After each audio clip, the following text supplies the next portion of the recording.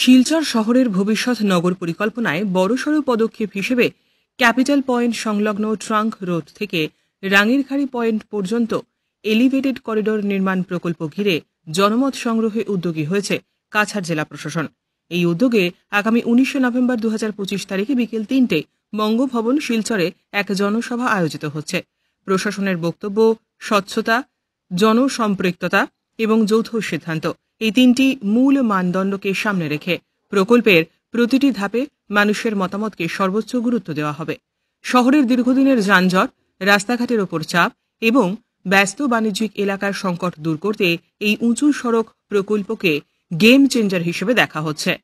ভূমি অধিগ্রহণ শাখার তত্ত্বাবধানে অনুষ্ঠিত এই সভায় শহরের বাসিন্দা, ব্যবসায়ী, জমির মালিক এবং অংশীদার ও স্থানীয় প্রতিনিধিদের উপস্থিত থাকার কথা।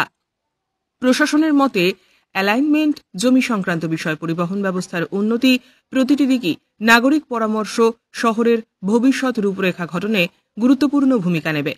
সভায় উপস্থিত থাকবেন খাদ্য, গণবন্টন ও ভোক্তা বিষয়ক, বরাক উপত্যকা উন্নয়ন, খনি ও খনিজ সম্পদ বিভাগের মাননীয় মন্ত্রী কৌশিক রায়।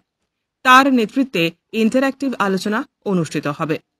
মাননীয় সংসদ এবং বিধায়কের উপস্থিতি থাকার কথা রয়েছে, যা প্রকল্পটির আঞ্চলিক গুরুত্ব স্পষ্ট করে। প্রশাসন জানিয়েছে, শহরের উন্নয়ন শহরের মানুষের হাতে, তাই এই গুরুত্বপূর্ণ উদ্যোগে প্রত্যেকের মতামতই অমূল্য। সেই কারণে প্রশাসন সংশ্লিষ্ট এলাকার সকল নাগরিককে সভায় অংশগ্রহণের জন্য আন্তরিক আমন্ত্রণ জানিয়েছে।